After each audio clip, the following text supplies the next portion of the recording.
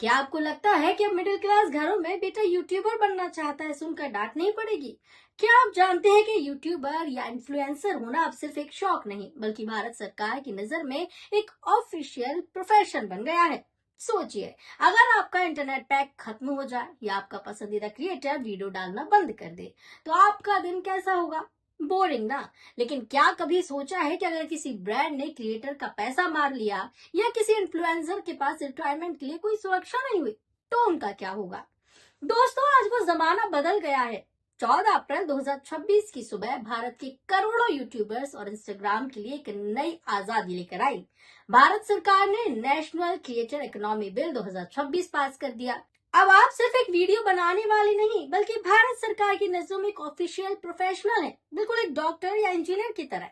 आज हम इस बिल की धज्जियां उड़ाएंगे। नहीं, धज्जियां नहीं, बल्कि इसकी एक एक बारीक नस को समझेंगे। वेलफेयर फंड से लेकर जेल की सजा तक और जाकिर खान से लेकर आपकी पड़ोस वाले छोटे क्रिएटर तक, ये बिल आपकी जेब और आपकी इज्जत दोनों को कैसे बदलने वाला है, आज सब दूध का दूध और पानी का पानी होगा। अगर आप एक क्रिएटर हैं या क्रिएटर बनना चाहते हैं तो ये वीडियो आपके लिए बहुत जरूरी है। तो कुर्सी की पेटी बांध लीजिए, क्योंकि अब रील बनाना टाइम पास नहीं बल्कि अब एक महाक्रांति है। आज का सूरज एक नया दिन है क्रिएटर्स के लिए। सबसे पहले बात करते हैं उस ठप्पे की जिसके लिए हम तरसते थे। अब तक क्या होता था, अगर आप एक क्रिएटर हैं तो आप अनऑर्गेनाइज सेक्टर का हिस्सा थे, यानी सरकार की किताबों में आपकी कोई खास गिनती नहीं थी।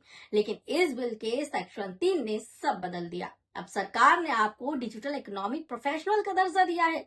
इसका मतलब समझते हैं? इसका मतलब है अब आप किसी भी सरकारी फॉर्म में, बैंक लोन के फॉर्म में या वीजा एप्लीकेशन में गर्व से लिख सकते हैं कि आप एक कंटेंट क्रिएटर हैं। अब बैंक मैनेजर आपको ऊपर से नीचे तक नहीं देखेगा बल्कि आपके डिजिटल एसेट्स को देखकर आपको बिजनेस लोन देगा। ये समाज में आपकी इज्जत को रातों रात 10 गुना बढ़ाने वाला कदम है।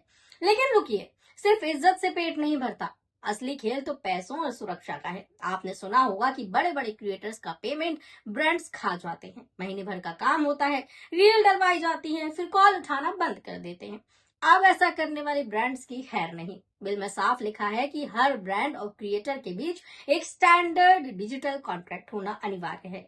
अगर किसी ब्रांड ने आपकी पेमेंट 30 दिन से ज्यादा रोकी तो सरकार का नया क्रिएटर लोकपाल उस ब्रांड पर भारी जुर्माना लगाएगा। अब आपको कोर्ट के चक्कर नहीं काटने, बस एक क्लिक पर आपकी शिकायत दर्ज होगी, आपका पैसा आपकी जेब में होगा। अब आते हैं उस सवाल पर जो हर क्रिएटर के पेरेंट्स पूछते हैं। बेटा, आज तो व्यूज आ रहे हैं, कल जब बुढ़ापे में कैमरा नहीं पकड़ पाओगे तब क्या होगा? इस बिल का सबसे बड़ा मास्टर स्ट्रोक है क्रिएटर वेलफेयर फंड, यानी CWF। सरकार ने एक अनोखा तरीका निकाला है। जो भी बड़ी कंपनियां सोशल मीडिया पर एड्स देती हैं, उन पर एक छोटा सा डिजिटल सेस लगाया जाएगा। ये पैसा सरकार अपनी जेब में नहीं रखेगी बल्कि ये सीधे क्रिएटर्स के वेलफेयर फंड में जाएगा। इस फंड से क्या होगा, जरा ध्यान से सुनिए। Health insurance. अब बीमार होने पर आपको अपनी सेविंग्स नहीं उजाड़नी होंगी, सरकार क्रिएटर्स को ग्रुप इंश्योरेंस देगी। पेंशन स्कीम, जैसे सरकारी दफ्तरों में PF कटता है, वैसे ही क्रिएटर्स के लिए एक स्वैच्छिक पेंशन स्कीम शुरू होगी। इमरजेंसी ग्रांट, अगर किसी क्रिएटर का इक्विपमेंट चोरी हो जाए या कोई बड़ी दुर्घटना हो जाए तो इस फंड से उसे आर्थिक मदद दी जाएगी। सोचिए, समय रहना जब 60 साल के होंगे और चेस की गोटियां चल रहे होंगे या जाकिर खान जब अपनी कहानियों का संकलन लिख रहे होंगे, तब उनके पास एक सरकारी सुरक्षा कवच होगा। ये छोटे क्रिएटर्स के लिए किसी वरदान से कम नहीं। पर रुकिए जरा, सरकार सिर्फ दे नहीं रही है, कुछ ले भी रही है, और वो है जवाबदेही, यानी अकाउंटेबिलिटी। अगर आपको पावर मिली है तो जिम्मेदारी भी उठानी होगी। इस बिल में AI और डीफेक को लेकर बहुत सख्त नियम है।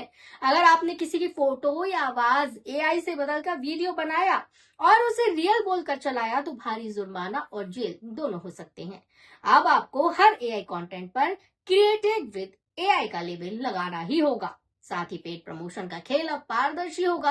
अगर आपने पैसे लेकर किसी सट्टेबाजी ऐप या खराब प्रोडक्ट को प्रमोट किया और उस पर एड या स्पॉन्सर्ड नहीं लिखा तो आपकी क्रिएटर ID सस्पेंड हो सकती है।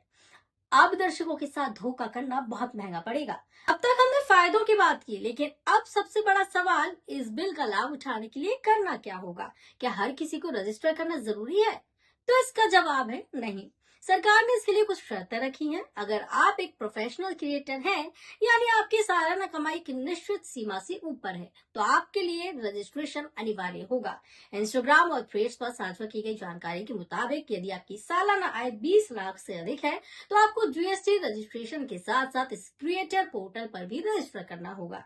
साथ ही यदि आप मेडिसिन, कानून या फाइनेंस जैसे संवेदनशील विषयों पर जानकारी देते हैं, तो आपको अपनी योग्यता यानी कि डिग्री सर्टिफिकेशन के प्रमाण पत्र जमा करने होंगे। रजिस्ट्रेशन के 4 आसान स्टेप हैं। सरकार एक centralised national creator portal launch करेगी। आपको वहां जाकर अपना आधार और पैन कार्ड लिंक करना होगा। आपको बताना होगा कि आप किस तरह का कंटेंट बनाते हैं, एंटरटेनमेंट, एजुकेशन, टेक या न्यूज। जैसे समय रहना, गेमिंग, कॉमेडी चुनेंगे और जाकिर खान आर्ट या एंटरटेनमेंट। प्लेटफॉर्म लिंकिंग करनी होगी। आपको अपने यूट्यूब, इंस्टाग्राम या फेसबुक हैंडल को इस पोर्टल से जोड़ना होगा ताकि आपकी पहचान सत्यापित हो सके। इसके अनुसार ये पारदर्शिता के लिए बहुत जरूरी है।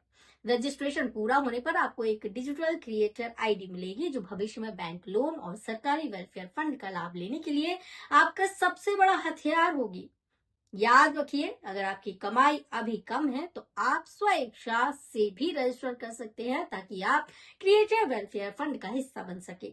अब यहाँ सवाल ये खड़ा हो रहा है कि इसके बाद से जीएसटी देना होगा, तो क्या सरकार जीएसटी में सभी लोगों को जोड़ने के लिए ये कदम उठा रही है या वाकई में क्रिएटर्स के लिए सरकार कुछ करना चाहती है?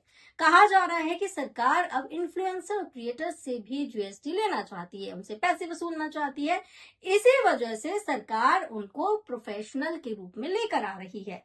अब रील बनाना टाइम पास नहीं, भारत की नई डिजिटल जीडीपी का हिस्सा होगा। आपको क्या लगता है, इस बिल में सबसे अच्छी बात क्या है और बुरा क्या है? कमेंट्स में अपनी राय जरूर बताइए।